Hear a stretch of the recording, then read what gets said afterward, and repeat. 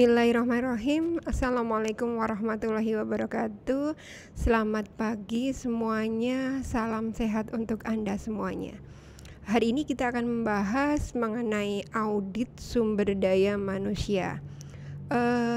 Kata yang janggal, kenapa sih audit harus ada di manajemen sumber daya manusia? Kita lihat pengertiannya. Yang pertama, saya ambil satu pengertian saja yang paling sederhana, bahwa audit sumber daya manusia itu merupakan tinjauan berkala yang dilakukan oleh Departemen Sumber Daya Manusia untuk mengukur efektivitas penggunaan sumber daya manusia yang terdapat di dalam suatu perusahaan. Melalui audit sumber daya manusia ini dapat menemukan permasalahan dan memastikan kepatuhan terhadap berbagai peraturan perundang-undangan dan perencanaan strategis perusahaan. Audit ini mengevaluasi kegiatan-kegiatan kepegawaian yang dilakukan dalam suatu organisasi secara berkala, baik bagian per bagian, unit per unit, ataupun satuan kerja, ataupun unit kerja secara keseluruhan. Nah, ini yang akan diaudit dan dievaluasi.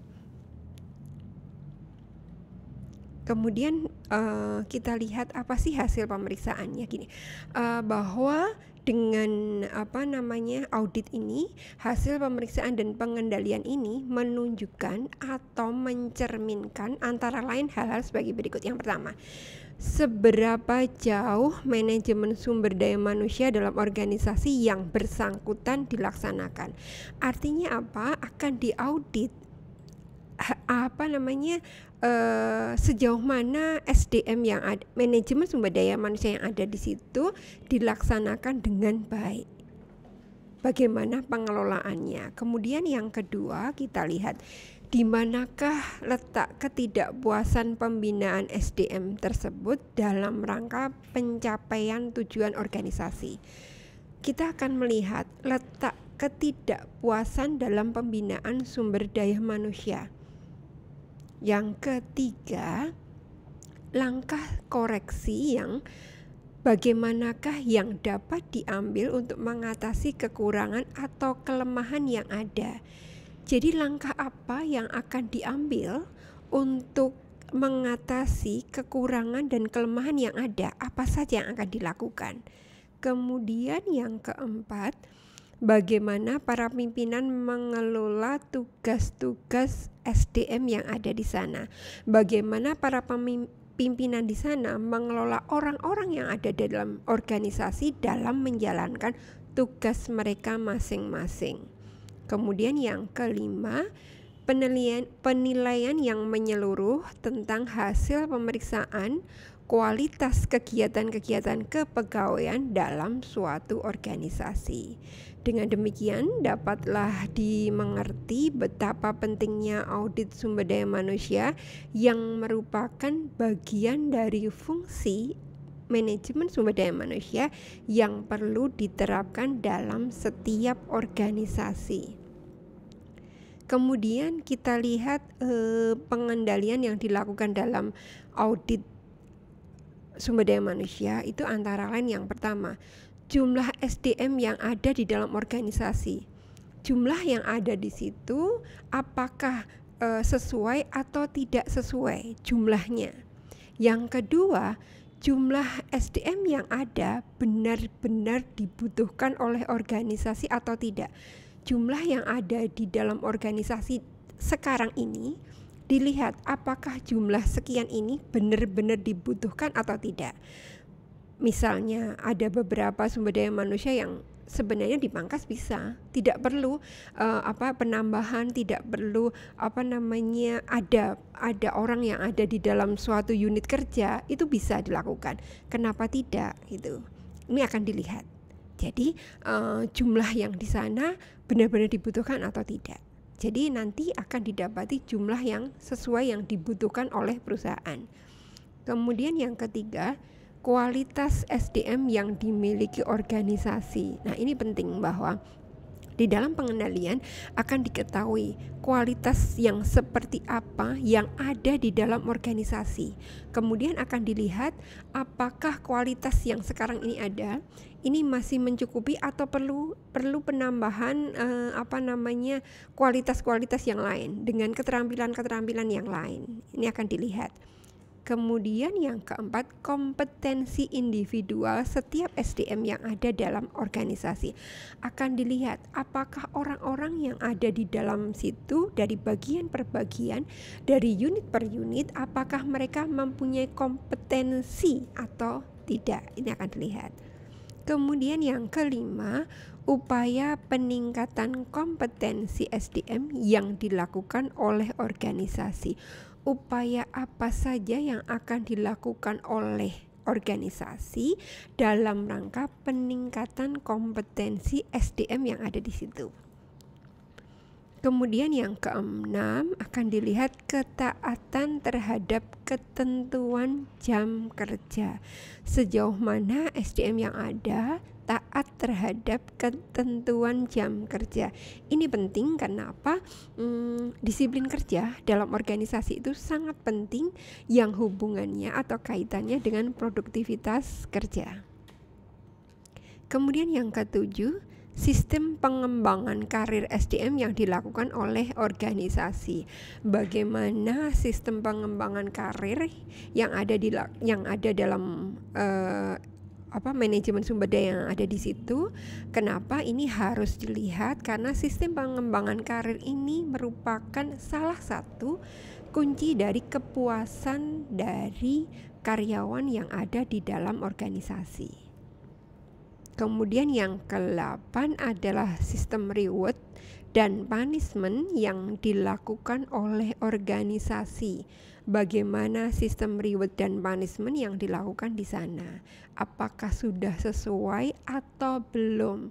Apakah rewardnya yang dilakukan sudah sesuai ataukah apakah punishmentnya terlalu berlebihan atau tidak? Ini akan audit.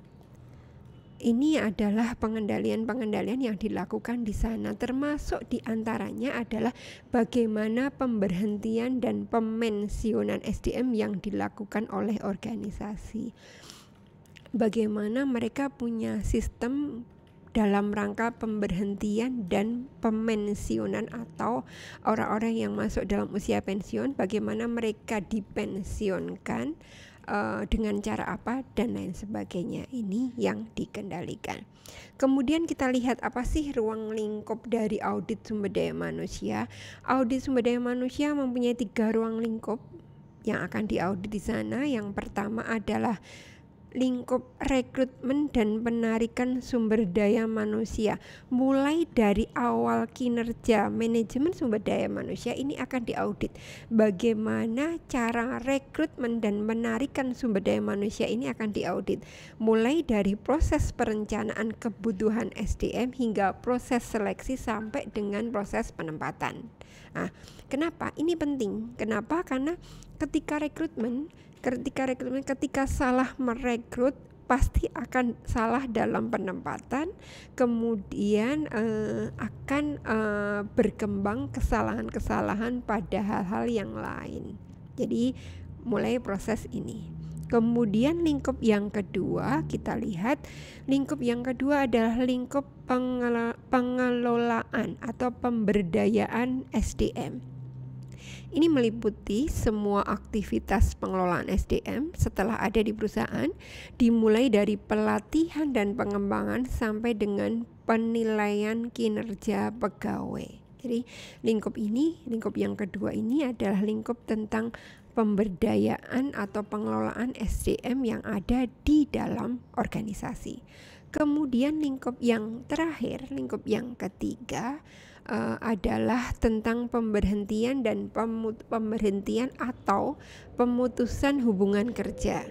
Bagaimana PHK karena mengundurkan diri maupun pemecatan akibat pelanggaran aturan perusahaan atau disebabkan pegawai memasuki usia pensiun. Artinya apa? Bahwa dalam pemberhentian dan pemutusan kerja ini akan dilihat apakah organisasi ketika melakukan PHK ini benar-benar dilakukan karena orangnya mengundurkan diri, atau misalnya pemecatan disebabkan hal-hal tertentu sesuai dengan aturan dalam organisasi, atau memang disebabkan oleh karena mereka memasuki usia pensiun. Ini adalah 3 ruang lingkup dalam audit sumber daya manusia. Kemudian tentunya ketika kita masuk dalam audit sumber daya manusia, kita akan berbicara mengenai tolak ukur. Jadi sasaran audit sumber daya manusia harus diamati dengan penuh perhatian agar tercapai efektif dan efisien. Ingat, harus tercapai efektif dan efisien dalam pengelolaan organisasi, dan juga tetap memperhatikan aspek-aspek manusiawi yang artinya apa? Aspek manusiawi ini pada batas kewajaran dan proporsional. Jadi ketika memperkerjakan karyawan itu harus manusiawi dan proporsional. Nah, kemudian dengan memperhatikan aspek-aspek tadi, manusiawi dan proporsional tadi, maka perlu adanya standar atau ketentuan standar sebagai tolak ukur. Ya, tolak ukurnya apa? Kita lihat. Tolak ukur yang pertama, berapa jumlah pegawai yang harus ada di sana. Ketika kita melihat apakah karyawan itu kelebihan atau tidak, kita harus punya standar jumlah pegawai yang harus ada itu sekian, itu. Sehingga ketika audit nanti akan dilihat apakah jumlah standar ini sesuai dengan yang ada di dalam dalam operasional atau tidak, kan akan dilihat seperti itu. Kemudian yang ketiga, berapa jumlah pegawai yang paling ideal untuk mendapatkan hasil maksimal. Kita sudah tahu jumlah pegawai yang harus ada di situ, tetapi kita harus lebih tahu lagi berapa jumlah yang paling ideal untuk mendapatkan hasil yang maksimal. Kemudian yang ketiga, kualitas pengetahuan dan keahlian pegawai. Jadi tolak ukurnya, kita harus punya tolak ukur atau standar tentang kualitas pengetahuan dan keahlian pegawai. Orang-orang yang punya kualitas pengetahuan dan keahlian seperti apa yang dibutuhkan oleh organisasi. Kemudian yang keempat, sikap dan perilaku kerja. Standar tentang sikap dan perilaku kerja. Kemudian yang kelima adalah gap kompetensi apa saja yang perlu diberikan mampu menjalankan tugas dan pekerjaan lebih efektif. Jadi harus ada gap kompetensinya. Oke. Kemudian yang keenam adalah upaya yang dilakukan untuk menekan tingkat kemangkiran. Jadi harus ada tolak ukurnya agar menekan kemangkiran orang yang tidak hadir dalam harian atau dalam orang yang tidak hadir bekerja, itu kemangkiran. Kemudian yang ketujuh, sasaran apa saja yang ingin dicapai dan bagaimana kaitannya antara unit kerja atau satuan kerja yang lain. Jadi sasaran apa yang ingin dicapai, kaitannya antara satu unit dengan unit yang lain bagaimana.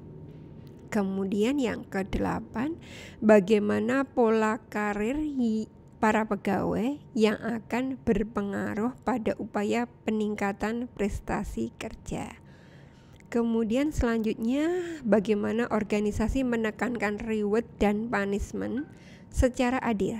Bagaimana reward dan punishment ini diberikan kepada karyawan, diberikan ini secara adil. Mereka bisa merasa bahwa punishment atau reward yang diberikan oleh perusahaan itu adil bagi mereka.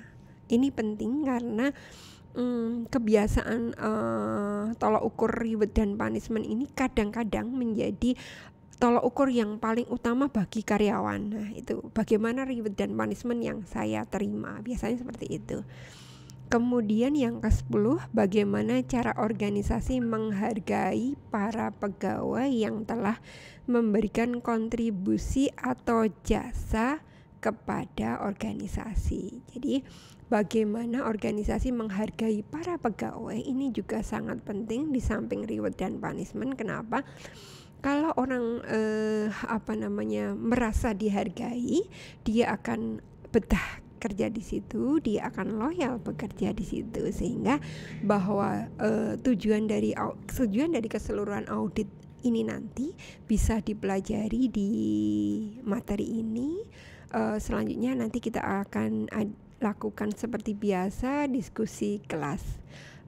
Demikian materi tentang audit sumber daya manusia. Semoga bermanfaat. Sekian, wassalamualaikum warahmatullahi wabarakatuh.